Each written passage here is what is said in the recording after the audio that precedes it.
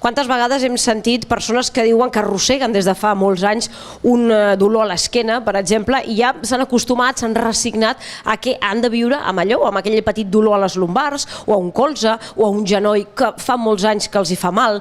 En podem acabar amb aquests problemes i amb aquestes patologies. El cas és trobar moltes vegades aquella persona, aquell professional de la medicina que sap realment el que es porta entre mans, perquè som un, i intentar només arreglar un colze o un genoll potser de vegades per aquí pot venir l'error. De fet, estem amb la Montserrat Palacín, ella és llicenciada en Medicina i és una de les persones, una de les especialistes que tenim a Barcelona centrada en aquesta tècnica que ve de França, ara ens ho explicarà ella, que es diu tècnica de reeducació postural global. És cert que el cos és tot un i que moltes vegades intentar posar allò pegats no és la solució. No és la solució a llarg terme.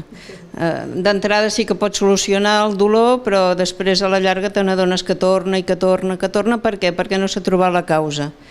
Llavors aquest mètode de fisioteràpia que jo practico des de fa 30 anys, que vaig tenir la sort d'anar a aprendre a França degut a que jo soc una pacient d'escoliosi important i vaig anar a aprendre-ho perquè el que em feien a mi per l'escoliosi era contraproduent, em deien NEDA és contraproduent, em deien vés a muscular-te, vés a fer tonificació, és contraproduent. Llavors vaig veure que necessitava una altra cosa i me'n vaig anar a França i vaig tenir la sort de conèixer en Philippe Souchard, que és un geni.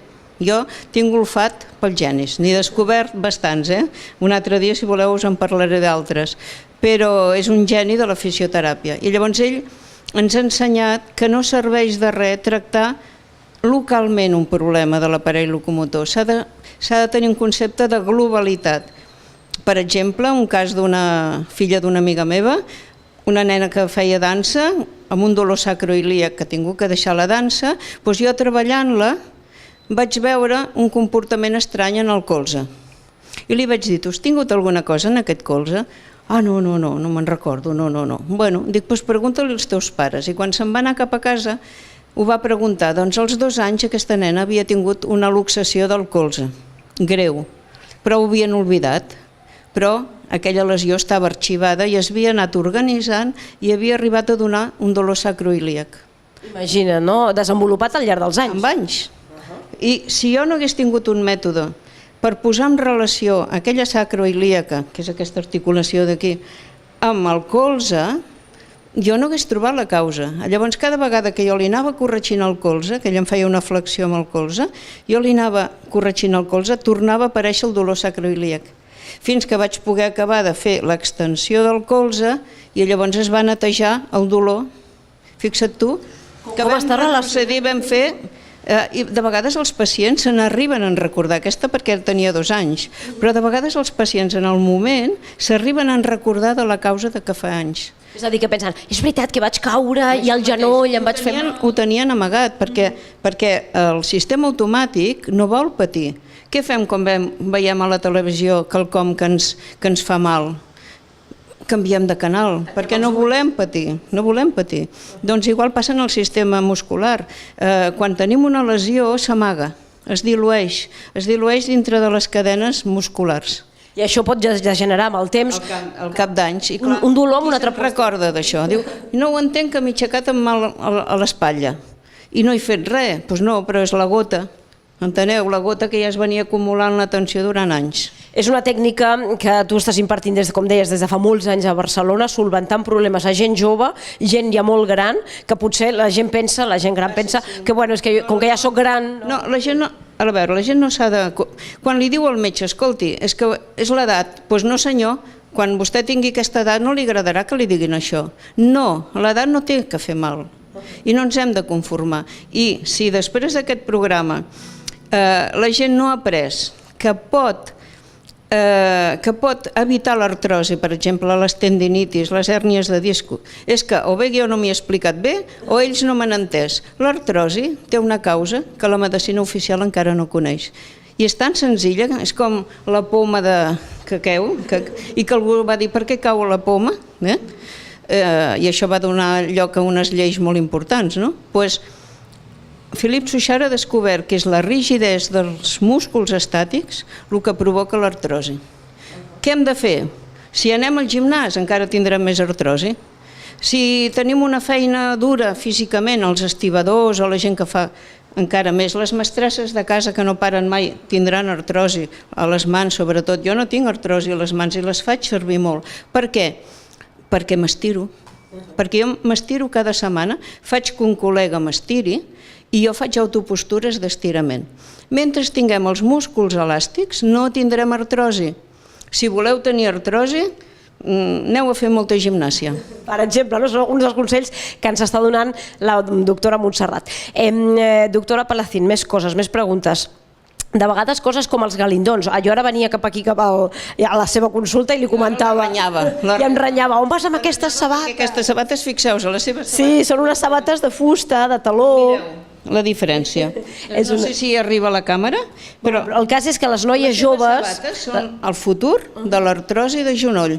Per què l'artrosi de genoll és més freqüent amb dones? Per les sabates de taló i de forma de punta. Fixa't que aquestes sabates que portes t'obliguen el dit gros a anar cap enfora.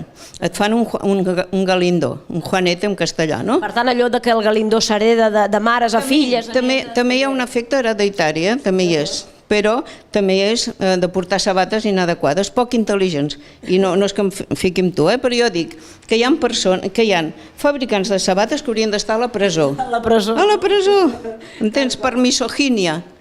Perquè almenys els homes trobeu algunes sabates adequades. Ara, aquestes que jo porto són d'una marca que en tenen dos models que estan bé, el resto no. Però fixeu-vos la diferència, són planes i deixen que el dit gros vagi recte, ho veieu? I són tubetes. La sabata ha de ser tova, no ha de ser dura, perquè n'hi ha de forma anatòmica però són dures, tampoc és bo. La sabata ha de tenir una certa flexibilitat i ser tubeta. Bueno, són alguns dels consells que ens donarà la doctora Palacín si venim a la consulta. Si jo vinc un dia, imagina't, em fa mal un genoll, em fa mal un ombro, o tinc tendinitis, alguna història, com abordes tu, com és aquesta tècnica que tu desenvolupes? Jo t'abordo no com una tendinitis o com una escoliosi, sinó com una persona. Una persona que té una història. Jo faig la història. I llavors relaciono, perquè pot ser que no sigui una causa biomecànica el teu, pot ser que sigui una causa des d'emocional, metabòlica, etc. Jo haig de veure si el teu problema és per mi o no. Si no és per mi, l'adreço a un altre terapeuta. Però si és per mi, t'abordo de forma global. D'entrada miro com te mantens dreta. I llegeixo la rigidesa, és a dir, el que fem els reeducadors posturals és llegir la rigidesa muscular. Jo, per exemple, sé que tu tens una mica de rigidesa dels espinals, però tens una postura molt bona, Dic que tu... Sí, no, tens tu una postura molt bona. Bueno, ja saps que a la televisió estem sempre una mica com si ens haguéssim menjat el pal de l'escombra, no? Per no deixar-nos anar. Postures que moltes vegades no ens adonem. Jo miro de vegades la gent al metro, a la parada d'autobús, i ens deixem anar cap a un costat, les dones, posem males postures. Si és artificial, és dir, si tu, per poder-te mantenir, has de fer una contracció muscular, ja no és natural. Em trec això perquè fa molta calor, perdoneu. Ja no és natural, perquè la postura no té que requerir cap contracció muscular, és un acte automàtic igual com el batec del cor. Tu no tens que fer res per mantenir la postura. Quan tu li has de dir a un nen posa't recte, malament. Ell no es pot posar recte. Si ell va així és perquè quelcom li tira cap endavant, i això és el que la gent no sap. La cifosis, sabeu què són, no? Això, mireu aquí l'esquelet. La cifosis no és degut a que els músculs posteriors estan febles, no és això, és que hi ha unes fàscies, uns lligaments que van per aquí dintre el mediastino, que és l'espai entre els pulmons, que tiren endavant així com una corbata i ens fan fer la cifosis. Ho veieu? Què s'ha de fer amb aquesta persona? Mirar d'estirar aquestes fàscies perquè pugui recuperar la verticalitat. Ja veieu, són exemples del que treballa la doctora Palacín amb aquesta tècnica de reeducació postural global, una tècnica que a França és una meravella, s'utilitza moltíssim. No, aquí és molt coneguda, ara s'utilitza ja a 14 països del món. Quan jo vaig començar només França, Espanya i Itàlia, poca cosa, però ara s'està estenent a la resta del món. A la resta del món, i tant. Aquí a la universitat ja ho aprova, A mi no em fa cap il·lusió que la universitat hi fiqui el nas, però que ho sapigueu, que com que és un mètode científic doncs no té més remei que acceptar-ho, no? Encara que han passat molts anys. Per tant, estem en bones mans si venim a veure la doctora Palacín. Sobretot aprendrem què li passa al nostre cos, quines coses portem arrossegant de fa anys que ens fan... És d'una lògica tan gran perquè veus el que ha fet el pacient durant anys per escapar el dolor d'una antiga lesió. Com s'ha anat organitzant per no patir.